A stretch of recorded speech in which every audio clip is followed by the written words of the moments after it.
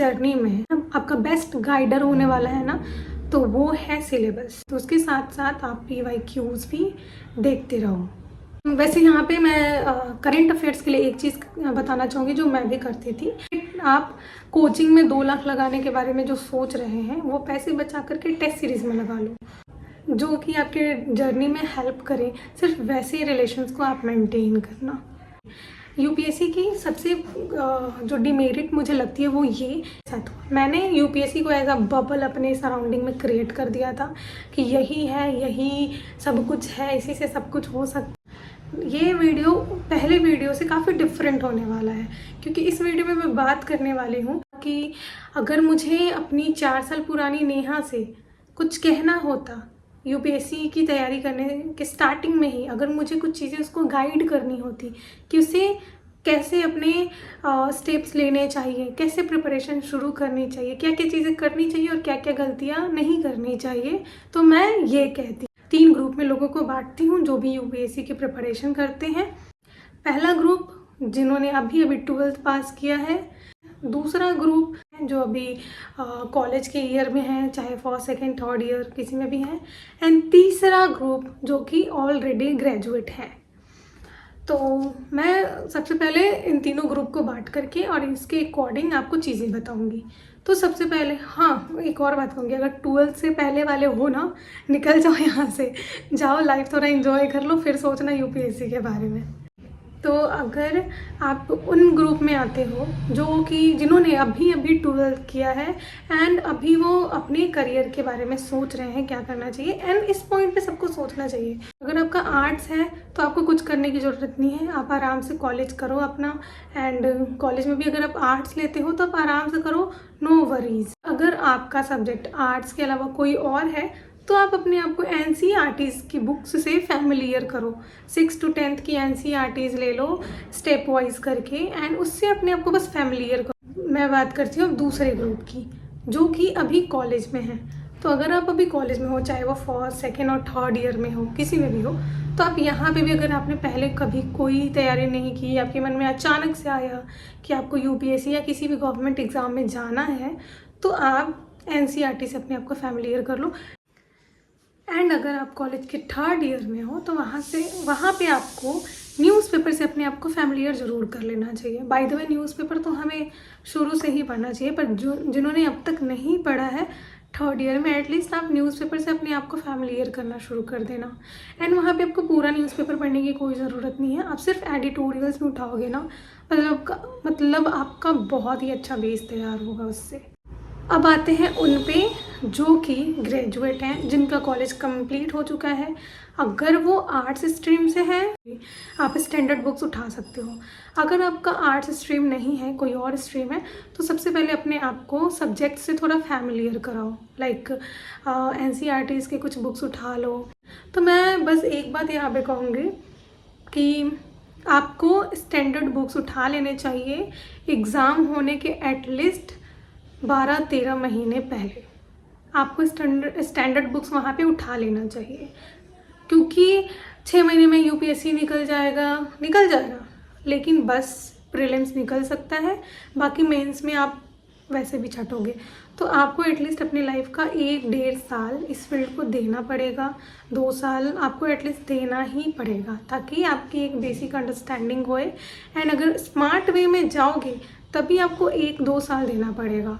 अगर आपने हैफर्ड वे में दिया, जैसे मैंने किया था, मैंने काफ़ी हैफर्ड वे में अपनी तैयारी की थी, कोई गाइड करने वाला नहीं था, तो मुझे 3-4 साल लग गए।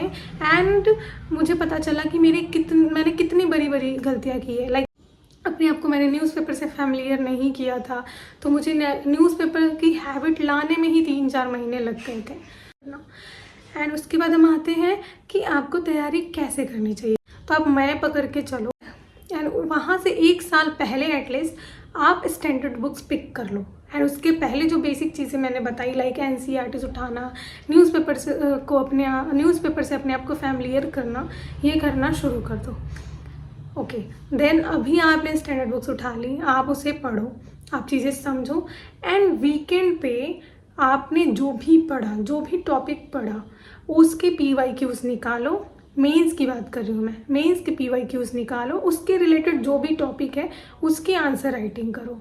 आपको आंसर राइटिंग यहीं पे शुरू कर देनी चाहिए, और वो काफ़ी रफली होना चाहिए। इतना स्ट्रेस नहीं लेना है कि बहुत ही मतलब आपको आंसर राइटिंग से यहाँ पे थोड़े हैबिचुअल हो जाओगे। आपको तो अचानक से आंसर राइटिंग करना होगा तो आप डरोगे नहीं। लाइक मैंने अचानक से आंसर राइटिंग शुरू किया था तो मैं डर गई थी, एंड इस तरीके से मैंने अटैम्प्ट अपने ना काफ़ी हैफाज़र्ड वे में दिए हैं। वो आप पे डिपेंड करता है कि आप स्टैंडर्ड बुक्स कितने टाइम में ख़त्म करते हो, एंड उसके रिलेटेड आप आंसर राइटिंग करते हो तो वो आपका काफ़ी अच्छे वे में जाएगा। एक होता है ना क्वालिटी में चीज़ें कंप्लीट करना, और एक होता है बस ऐਵੇਂ ही कंप्लीट कर लेना। तो अगर आप आंसर राइटिंग के साथ करते हो तो trust me that will be the best way. And मैंने आपको पहले बताया था कि एडिटोरियल्स पढ़ो, तो एडिटोरियल्स का आपको इम्पोर्टेंस यहाँ आंसर राइटिंग में समझ आएगा। आपके पास बहुत सारे टॉपिक होंगे एंड वैलिड टॉपिक होंगे जो कि UPSC आंसर शीट में आपको एक ओपिनियन बनाने में काफ़ी हेल्प करेंगे। तो एडिटोरियल्स का आंसर राइटिंग में बहुत ही इम्पॉर्टेंट रोल होता है। उसके बाद आपकी स्टैंडर्ड बुक्स हो गए, आपने आंसर राइटिंग की प्रैक्टिस भी करनी शुरू कर रखी है। अब आते हैं ऑप्शनल पे। ज़्यादा असर नहीं कर पाना है। मैंने जो गलती की थी, जो मुझे लगता है, वो ये की थी कि मैंने ऑप्शनल में बहुत सर खपाया था, क्या लूँ क्या लूँ क्या लूँ क्या लूँ। अरे पहले आप डिसाइड करो कि आपको इंटरेस्टिंग लग रहा है। नहीं, कुछ भी इंटरेस्टिंग लग रहा है, अपने ग्रेजुएशन में कौन से सब्जेक्ट से किया है उसको उठा लो, पकड़ो एंड देना शुरू स्टार्ट कर दो प्रिपरेशन। हर एक मतलब कहते हैं ना कि हर एक चीज़ का पॉजिटिव होता है तो नेगेटिव होता है, हर चीज़ में होता है। देख लो कि आपका पॉजिटिव ज़्यादा कहाँ पे है, उस सब्जेक्ट को चुनो एंड ऑप्शनल की तैयारी शुरू कर दो 6 महीने पहले प्रीलिम्स होने के। अगर आपकी मैथ्स अच्छी है तो आप प्रीलिम्स के 4 महीने पहले 3 महीने पहले भी मैथ्स की तैयारी कर सकते हैं।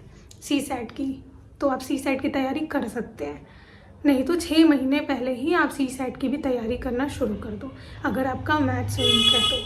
अगर आपका मैथ्स अच्छा है तो आप 3 महीने पहले भी कर सकते हैं। ओके, तो अब तक आपने आंसर राइटिंग कर लिया, आपने स्टैंडर्ड बुक्स कर लिए एंड आपने ऑप्शनल भी सेलेक्ट कर लिया। हाँ, एंड ऑप्शनल करने के साथ साथ भी उसकी भी आंसर राइटिंग करनी बहुत ज़रूरी है। तो आपका एक सिस्टमेटिक वे में तैयारी चलेगा। उसके बाद मान लो डेट आ गया, 3 महीने में आपका प्रीलिम्स है, लगाओ टेस्ट सीरीज प्रीलिम्स के लिए। उससे क्या होगा कि आपका रिवीजन भी होगा एंड आपको पता भी चलेगा कि UPSC आपसे चाहता क्या है। यहाँ पे मैं करंट अफेयर्स के लिए एक चीज़ बताना चाहूँगी जो मैं भी करती थी।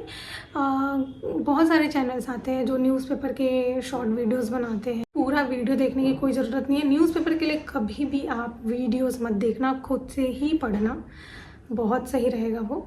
एंड उसके एंड में कुछ ना करंट अफेयर्स रिलेटेड क्वेश्चन बना के भी देते हैं आंसर राइटिंग करने के लिए, एंड उसको चेक करने के लिए टेलीग्राम चैनल भी प्रोवाइड करते हैं।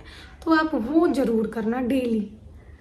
तो मैंने बताया आपको कि प्रीलिम्स के 3 महीने पहले से ही आपको प्रीलिम्स की टेस्ट सीरीज़ लगानी शुरू कर देनी है। आप चाहो तो किसी कोचिंग का टेस्ट सीरीज़ ज्वाइन कर सकते हो, या फिर मार्केट में ईजिली अवेलेबल है दिल्ली में, या फिर ऑनलाइन भी अवेलेबल है, आप वहाँ से मंगाओ एंड शुरू कर दो।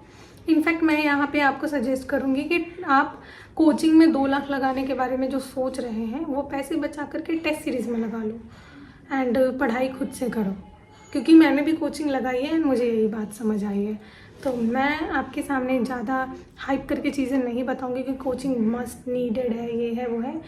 हाँ, मैं ये ज़रूर कहूँगी कि टेस्ट सीरीज़ बहुत इम्पॉर्टेंट है।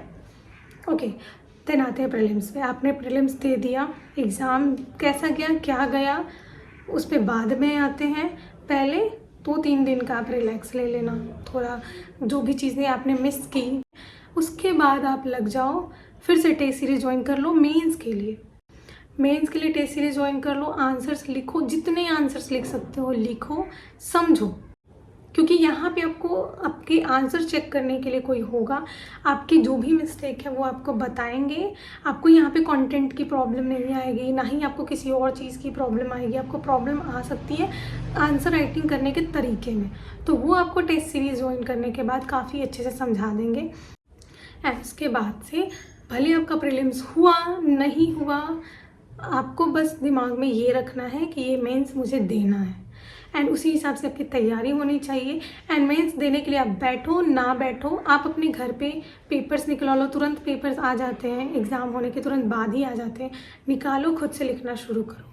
अनफॉर्चुनेटली अगर आपका सिलेक्शन नहीं होता है तो आप नेक्स्ट ईयर के लिए आपका बेस इतना स्ट्रांग होने वाला है ना कि यहाँ पे आप सिर्फ न्यूज़पेपर से ही अपनी पूरी जर्नी कवर कर सकते हो।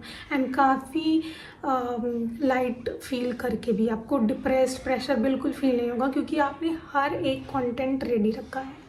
इंजॉय करके भी कर सकते हो चीज़ें, एक्सप्लोर, नई नई चीज़ें एक्सप्लोर करके उसको इंजॉय करके भी कर सकते हो। यूपीएससी की भी प्रिपरेशन अगर आप इंजॉय नहीं कर रहे हो, अभी बंद कर दो, अभी छोड़ दो। तो बस यही कहना चाहती थी मैं। And that's it.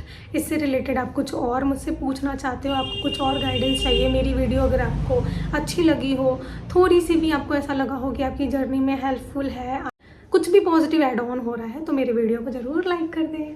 Thank you, stay tuned and subscribe कर दो अगर आपको ऐसे एजुकेशन रिलेटेड वीडियोस चाहिए, करियर रिलेटेड वीडियोस चाहिए। तो मैं अपने एक्सपीरियंस बस शेयर करूँगी। मैंने यूपीएससी क्रैक नहीं किया है।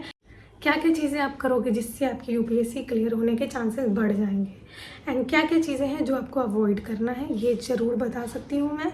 सो स्टे ट्यून्ड, बाय।